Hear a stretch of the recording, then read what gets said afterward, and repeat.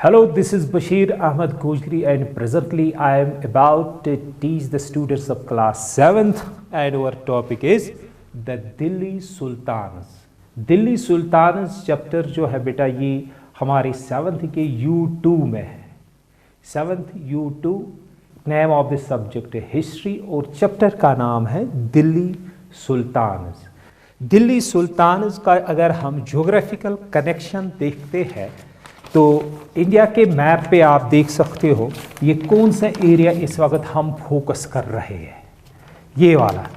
यानी इंडिया को पहले मुमलुक डायनास्टी जिसको हम स्लेव डायनास्टी कहते हैं, ये वाला पोर्शन हम उसमें टच कर लेंगे। उसके बाद जो खिलजी डायनास्टी 1290 से 1320 तक रही उसमें हम इंडिया का ये वाला हिस्सा टच करते हैं। उसके बाद नेक्स्ट हमारा तुगलक डायनास्टी आएगा जिसको हम पढ़ेंगे, उसमें हम ये वाला एरिया कवर करते हैं।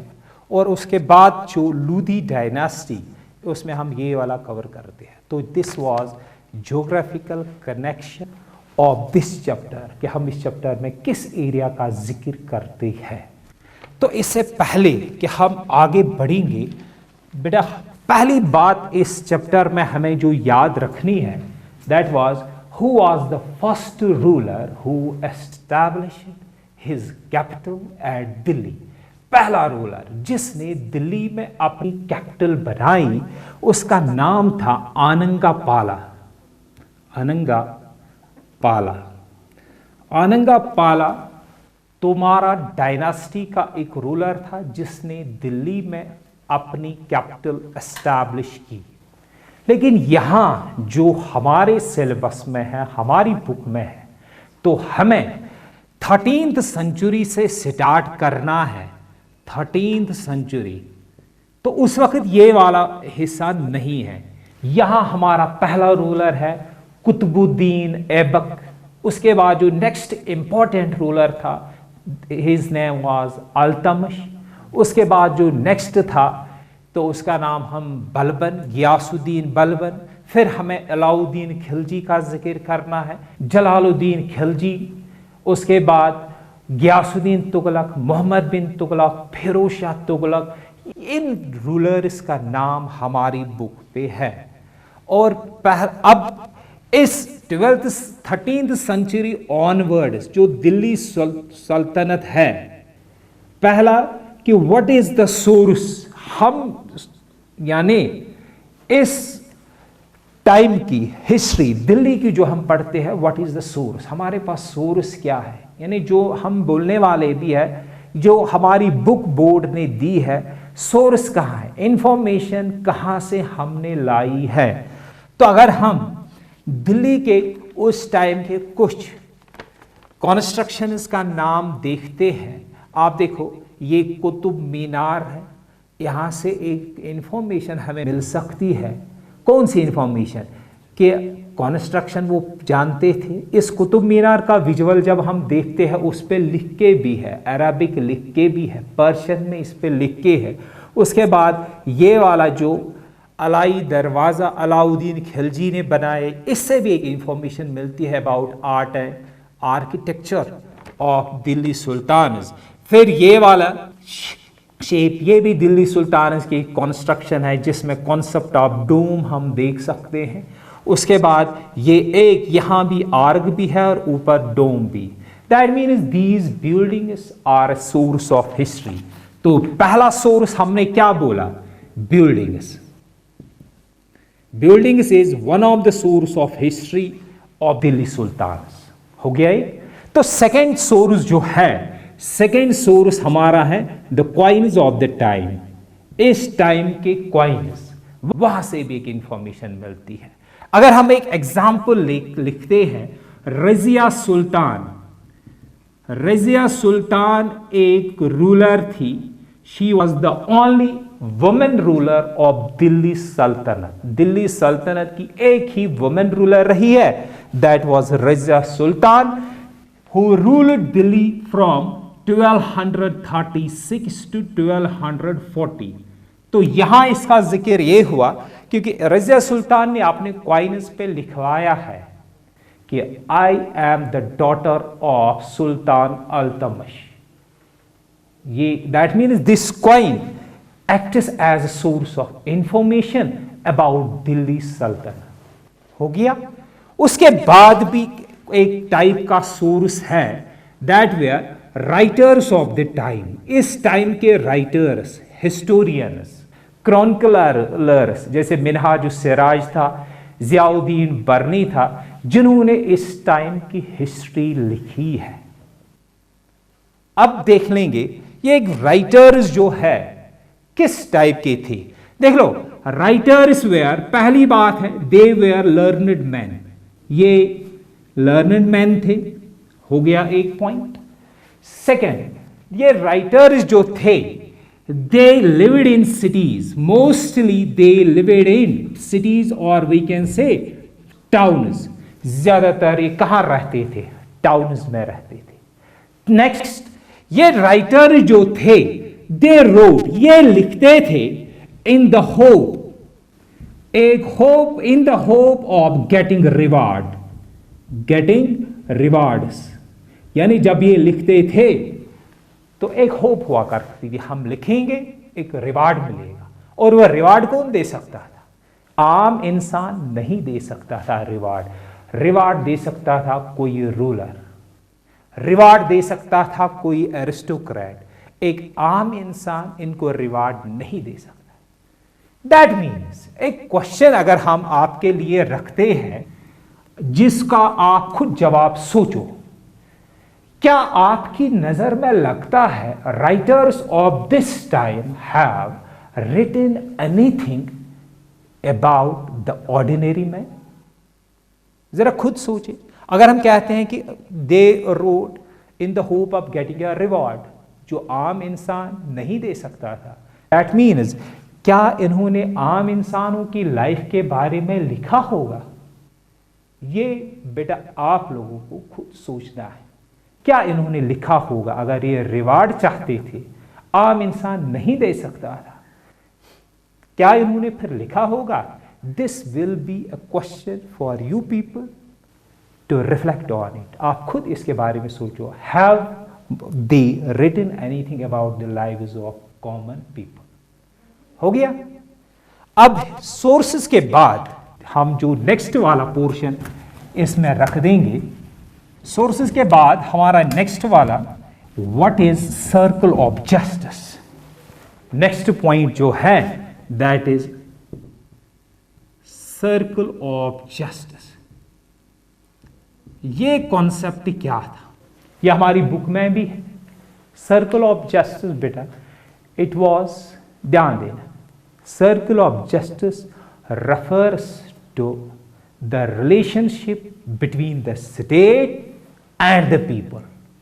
इन्हें स्टेट और आम लोगों के बीच में जो रिलेशंस है, तो it describes the concept of circle of justice. इस कॉन्सेप्ट का ओरिजिन हम आज लिखते हैं कनाडा में था। दिल्ली सल्तनत में ये concept of circle of justice it was prevailing there. और इसका मकसद क्या है? It refers to the relation between the state and the people. और इसमें क्या था? हमारी बुक में इसके रिलेटेड कौन सी इंफॉर्मेशन है जो हमारे लिए इंपॉर्टेंट है? क्वेश्चन इस बुक में भी है, it is as per the learning outcome also. हमारे लिए क्वेश्चन है कि सर्कल ऑफ जस्टिस के मुताबिक जो मिलिट्री कमांडर्स थे, they had to keep the interests of peasants in mind. Why so?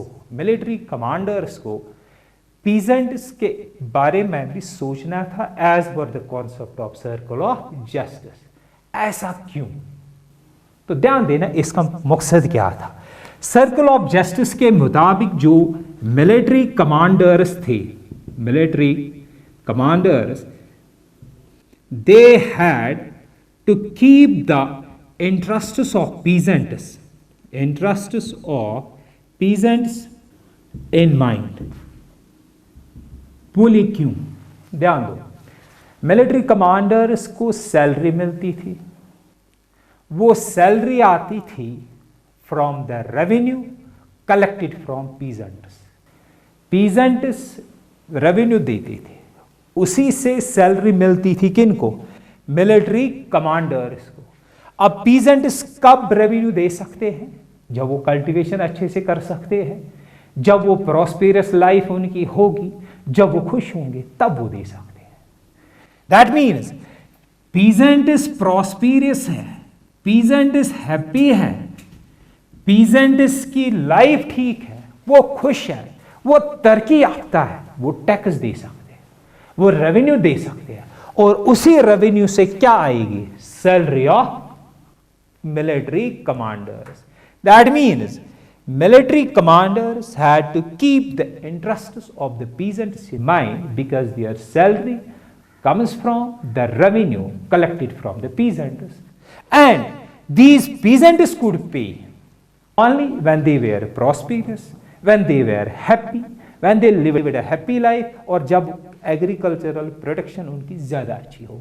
तो हो गया इसका कि इनको क्यों इसका ख्याल रखना पड़ता था। उसके बाद जो हमारा नेक्स्ट कॉन्सेप्ट है, इसमें कॉन्सेप्ट है कि अगर हम दो रिवर्स का जिक्र करते हैं, एक बात है बेटा, अगर हम जनरल में एक सेकंड के लिए आपके लिए क्वेश्चन है, longest river flowing in India, हाँ, दैट इज गंगा। वो क्या है? गंगा। जो गंगो अलकनंदा बागीरथी मिल के गंगा बनाते हैं देवप्रयाग, ये गंगा रिवर, और इसकी लॉन्गेस्ट ट्रिब्यूटरी है दैट इज यमुना, जो यमुनोत्री ग्लेशियर से निकलती है। प्रयागगंज में दोनों मिलते हैं, जिसको पहले इलाहाबाद कहते थे। अब जो इनके बीच में जो ये लैंड है that is called Ganga Yamuna Doab. Ganga Yamuna Doab, Ganga एक रिवर, यमुना एक रिवर, दोनों के बीच में जो लैंड है दैट्स कॉल्ड गंगा यमुना दोआब। इस गंगा यमुना दोआब का जिक्र हमारी बुक में है कि यहां फॉरेस्ट्स हुआ करते थे, और दिल्ली सुल्तान्स ने इन फॉरेस्ट्स की कटाई की।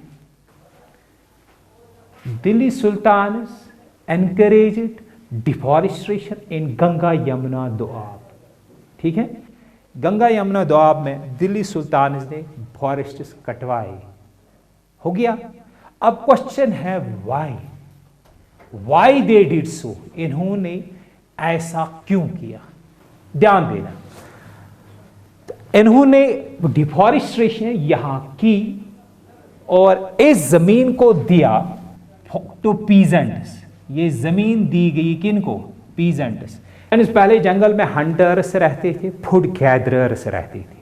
दिल्ली सुल्तान ने जंगल कटवाए, जंगल काटे गए, तो दैट मीन जमीन खाली हुई। वो जमीन किनको दी गई? पीजेंट्स को। अब पीजेंट जमीन का क्या कर लेंगे? नेचुरली पीजेंट्स इस पे क्या कर लेंगे? एग्रीकल्चर। दैट मीन्स हम ऐसा भी कह सकते हैं कि दिल्ली सुल्तान्स ने डिफॉरेस्टेशन की गंगा यमुना दोआब में, शायद इसलिए क्योंकि वो एग्रीकल्चर एनकरेज करना चाहते। क्योंकि हमने देखा उन्होंने किनको दिया? पीजेंट्स को। पीजेंट्स ने क्या किया? Agriculture. To encourage agriculture they did deforestation in Ganga Yamuna Doab. तो उसके बाद जो नेक्स्ट कॉन्सेप्ट हमें यहां है, ध्यान देना कि जो कोर्ट लैंग्वेज क्या हुआ करती थी दिल्ली सल्तनत में, यानी ऑफिशियल लैंग्वेज दिल्ली सल्तनत के दौरान क्या थी? सुनो, दिल्ली सल्तनत का जब हम जिक्र करते हैं, स्टार्ट कुतुबुद्दीन ऐबक से हुआ 1206 से 1210 तक। उसके बाद इसका बेटा 1210 में आराम शाह, वो उसी साल वापस या उसको डिथ्रोन किया गया। तो दूसरा था अल्तमिश, जिसको इल्तुतमिश भी हम पढ़ते हैं, जिसने रूल किया 1210 से 1236 तक।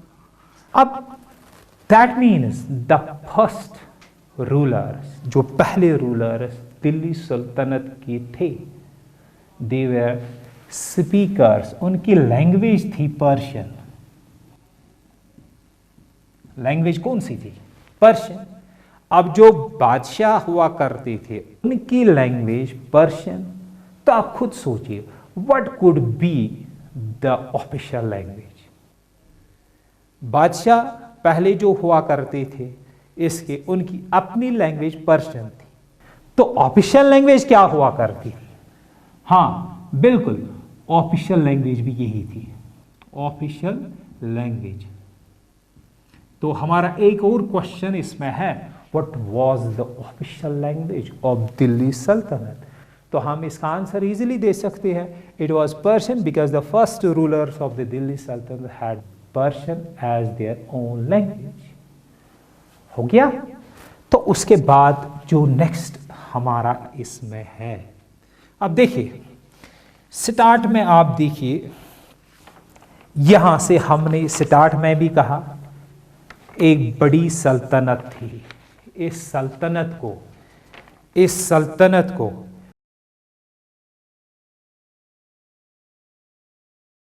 कंट्रोल करना है। कौन चाहिए? सल्तनत को कंट्रोल करने के लिए बादशाह के पास गवर्नर्स, रूलर के पास गवर्नर्स होने चाहिए। ये गवर्नर्स आप देखो, एरिस्टोक्रेट ज्यादा हो, इजी रखना है बादशाह के लिए कि इसका एक ट्रस्टेड स्लेव हुआ क्या करता था, अल्तमिश से, उसके बाद खिलजी ने भी यही किया, उसके बाद तुगलक ने भी यही किया। उन्होंने एरिस्टोक्रेट्स को नहीं रखा, बल्कि ट्रस्टेड